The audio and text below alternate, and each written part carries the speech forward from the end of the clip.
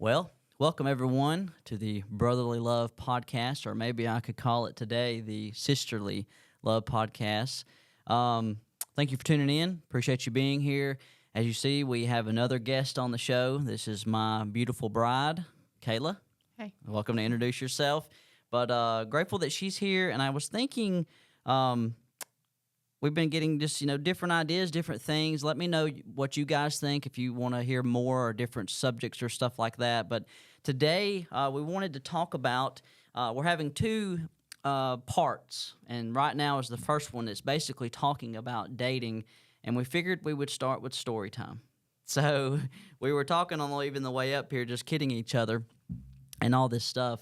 And so what do you think story time? What would be some of the funniest things about our dating and maybe your first impressions? So probably first impression. Talk close to the mic. Trying to think. So yeah, I thought you were kind of rude. Apparently I was under the impression that you had heard about me, and apparently you had not. Correct. Yeah. Well, that was I'm innocent by all means, and I remember what it was. Jake, apparently you were under the impression that Jake had told you about me and me about you and all that stuff, but lo and behold, he hadn't said anything. So when I first meet Kaylah, she's basically like, hey, and all this, and I'm like, hey, how are you? Cool. And then I basically said I got to get back to football because I was just like, good to meet you, didn't know, not my fault. So needless to say, that was just kind of one of those things, but it happened to work out, didn't it? Yeah, it did. Yeah. So I wasn't too rude, I guess, No. to do that in that scenario. Well, good. But talking about dating, I wanted to bring you on, and I know we would have a good time talking about this and all this stuff, but dating, I had a couple points to go over, but let's just go over these together, okay? Okay. And Kaylah, I want to even say more and more, but she's the best. She's the best preacher wife. She's the best mom to AJ. She does amazing, and I'm just excited to have her on. And I know many of you will be watching this and super excited about it. But we have a lot of stories. We may share a few more here in a little bit, but we'll go over some of these points to get straight to the thing. But so when you think about dating, would you say maybe the dating world's changed a lot, even since our time? I think so. I'd be honest, I would be scared to death to date nowadays. Okay. I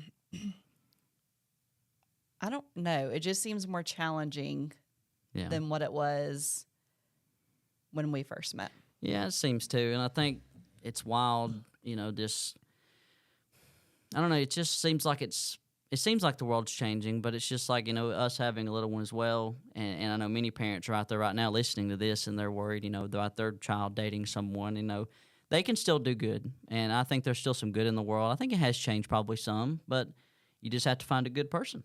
That young person needs to be looking for a good person. So let's just get into a couple of these. For about dating, one that I had that was don't go to bad places and expect to find good things. So basically, don't go to places that maybe we think, oh man, I'm going to find a great guy. Maybe it's a party, or maybe it's a bar or whatever. And don't get me wrong. I mean, there may be someone there, maybe on different intentions that we don't know of. I'm not saying that, but what I am saying is, don't go to bad places expecting good results. There was a lady online one time, and she was talking about, she said, where is all the good men at? Where are they? And somebody said, well, they're not at the bars, and they're not at those places that maybe we shouldn't be hanging out at. They're at church, and they're doing maybe good deeds, or even if maybe they're not even a churchgoer, they're just working, they're helping their family that they're with now, stuff like that. But don't go to bad places. What do you think about any of that? No, I totally agree. Like you said, if you want somebody with good morals or Christian morals, you're going to go to certain places to kind of find individuals that match what you're looking for. Mm-hmm. So yeah, choose wisely. Yeah, where you go looking for. It's just like, well, good people hang out in good spots a lot of the times. I can remember even growing up, me and my buddy Devin, we purposely tried not to go to places that would cause us to be bad, or in a sense, us have more opportunities to not act right. That's one of the best things in my life. I know when I met you, I was at a Christian event. I was at a Jules and Jocks at Faulkner, and all credit to that. That's how I met you. And I thought to myself, that's where good people reside. In a sense of people who are just trying to be pleasing to God and get closer to God. That's a great place to start looking. So if you're looking today, make sure you surround yourself in places that are really, really good. Number 2, pray for God to bring you someone. We'll go over this first. God made Eve for Adam. He can bring someone to you. Genesis chapter 2, verses 21 through 24. While I'm turning there, I have told Kaylah this before, but I had prayed that I would find someone. And my father told me that. He said, hey, you need to pray that God will bring you somebody good. Be patient. Wait on his timing. Don't be too quick. Make sure you just take your time, trust in the Lord, and he will bring you someone. And you think about it, and God made Eve for Adam. And God knew exactly what Adam needed. He can do the same thing for us today. I believe that we should pray to find someone. And sometimes people maybe get too big in a hurry, and they try to rush it, and maybe they try to say, well, this is all I have. This guy's all I have, even though he's not the best and he has some bad tendencies. What do you think? Yeah. I totally agree with that. Try not to rush it. Like you said, praying to God. I know, personally, I had dated some individuals and they weren't probably the best, and I had gotten to the point where I kind of was like, whatever, I'm done. Yeah. So during that time, I turned to God, started praying, if there was somebody out there for me to bring them to me. And lo and behold, it wasn't probably a month or two, you walked into my life. So definitely pray for the spouse that you're wanting. Yeah. And start it early on in life, for sure. I agree. I was in a relationship that was very difficult, and I can remember telling my mother, I'm not dating anymore. I'm done here. I'm going to buy a big truck, live in your house, and pay that off, and then I'll go buy me a house. My mom said, you do whatever you need to do, honey. And I think, and I had prayed since then, of course, but I think it was maybe, 2 weeks, I think I said, that we had met each other, and I thought, well, I'm dating now. So there wasn't much in between on that. But yeah, Genesis chapter 2, it was verses 21 through 24, which talks about there that just simply that verse 22 talks about the rib which the Lord God had taken from man. He made into a woman.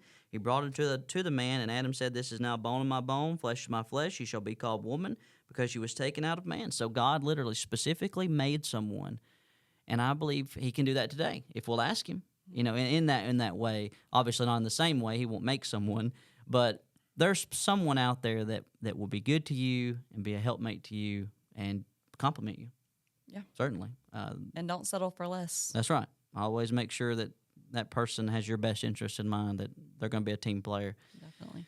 Number 3, someone walking down the marriage aisle may not necessarily change them. You've probably heard that before. I know I have, where sometimes people will say, well, if I just get married to them, they'll change. Mm-hmm. Well, it's kind of like if a person maybe has bad tendencies now, just walking down an aisle doesn't change that. They may decide to change, but that's not some magic remedy for that. You're welcome to chime in on that. Yeah. Definitely. I think the numbers kind of show that. So definitely don't go into marriage or dating somebody with the intent of marriage thinking that, like you said, they are going to change. Yeah. Because statistics show otherwise. Yeah, and it's if they have bad tendencies before, and in other words, if they're really hooked on something they shouldn't be hooked on.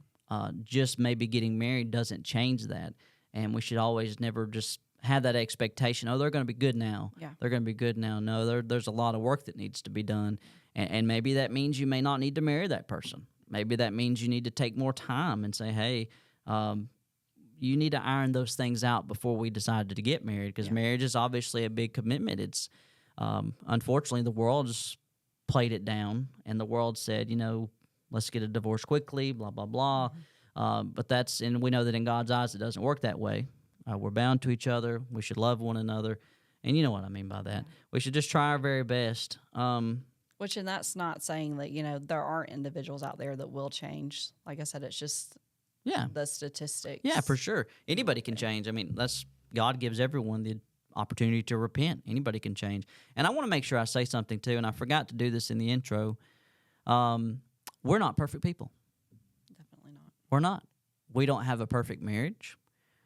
We do not have it all figured out. We have just picked up some of these things from learning. We picked up some of these things from being married for 11 years. We've made it this far, right? Sure have. So we're not perfect people. We fall into the category of Romans 3:23, where it says all have sinned and come short of the glory of God. We're in that category. We have fallen short, even before we met each other, even after we met each other. So don't ever get the intention of, Tate thinks he's perfect or has these things figured out. Not at all, actually. I just know the one who does have it all figured out, and that's Definitely. God and His Word, and it will help us. So I wanted to make sure I make that very clear too. Number 4, looking for someone. When you are looking, you should look for someone who loves God more than you. Matthew chapter 6:33 comes to mind. It talks about seek ye first the kingdom of God and His righteousness. And if you think about this, the best relationships will be one where the other person puts the other person first. Mm-hmm. I've noticed every time in our relationship, when I focus on me too much and I focus on my desires, that's where things don't work like they should. Mm-hmm. That's because that's obviously wrong. Yeah. But marriage is literally one of those things where we're supposed to put each other first. We're going to get into the marriage in the second session. I'm jumping ahead of myself, but look for someone who loves God more than you. And because if they love God, they're going to love you. Mm-hmm. They're going to have your best interest in mind, because they're going to be, for instance, as I looked for Kaylah, she loved God more than me, and that was a great reason to just want to date you, because I was like, she's a religious person. She loves God. She has good morals. She doesn't, she just has great things in store, and that's what helped me. Yeah. And I think, like you said, if you find somebody that's going to love God more than, themselves, then ultimately I think that aids to them loving you or the person that they're dating more than themselves, which is going to lead in, like we'll get into later, the whole marriage thing. So definitely a great quality to look for in us. If a person, and if a person loves God, they're going to be just like Jesus in a marriage. For sure. They're going to be forgiving. They're going to be kind. They're going to be patient. They're going to be tenderhearted. Usually marriages ever break up or any fights go on, it's because somebody's not acting like Christ. And even if someone is, not even a Christian, they still have godly attributes in their marriage if they're still married. They're kind to one another. They're loving to one another. Those are all God-given abilities that we can have, and sometimes we don't even recognize that. Yeah. Yeah, and so definitely, like you kind of said, looking for that quality when you're dating, because if there's red flags to that maybe is something to look at. Yeah. Before walking down the aisle. Sure. Number 5 is actually take time to get to know one another, because you're spending the rest of your life with one another. How long was it before we got married? We started dating. Yeah. How long was it? So it was a day shy of a year that Tate proposed, and then it was 9 months after that. I was on a timer, right? Yes, he was definitely on a timer. He didn't know it, but yeah. He was on timer. I think she would have held on if I needed to wait. I think she would have held on maybe. She just wanted to get married, which is great. Everybody, in a sense, wants to get married if they're dating and they're serious about each other. and in love, you know, and that goes by. I think that goes by a personal, person to person thing. Definitely. Like for some, I mean, like your grandmother, for instance, is a whole lot shorter than that. They got married, and that was great. Yeah, theirs was like 2 months. Yeah, 2 months, and look, Yeah. they were married till death do them part for many, many years, and that's good. But take time to get to know one another. It's you're spending the rest of your life with each other. Mm-hmm. You need to know that person in a sense of, do they have good morals? How are they going to be towards my child when we have children one day? How are they going to be towards my family? How are they now? Mm-hmm. Are they respectable to my parents? Do they love their in-laws? You could go down a whole long list of things, but to take time, I think that, you know, we can have that maybe desire to really get married in a very quick hurry, but marriage is a big decision. Definitely. It is. I mean, it's in the biblical sense, it's a covenant with God. Mm-hmm. That's the most important thing. Yeah. Is in the laws of our land, they obviously differ from God's word, and we understand all of those things, but it's a serious commitment. It's a covenant with God. Mm-hmm. You're saying, hey, I love this person above all others. I'm going to be with them till death do us part, according to the Bible, and that's a serious thing. So get to know one another. Like, you know, it needs to be more than just a brief, you know, hey, we're in love, because I mean, you can attest to this, you know, that what makes marriages last is, what would you say, what makes marriage last? What makes it last? Anything? Putting God first. Kind of like what we were talking about earlier. If God's the center of when you're dating and marriage, that's what's ultimately going to help it last, because then you have all the other qualities, you know, that you need to make it last. Sure. And it's, you know, marriage won't last on looks. You know, there's been people who have married, and what I mean by that is there has been people that's been married, and they're both great-looking people. And they got married because they said, hey, I love that person. They're so handsome. And I was a handsome man, right? Yes. And you were a beautiful young lady.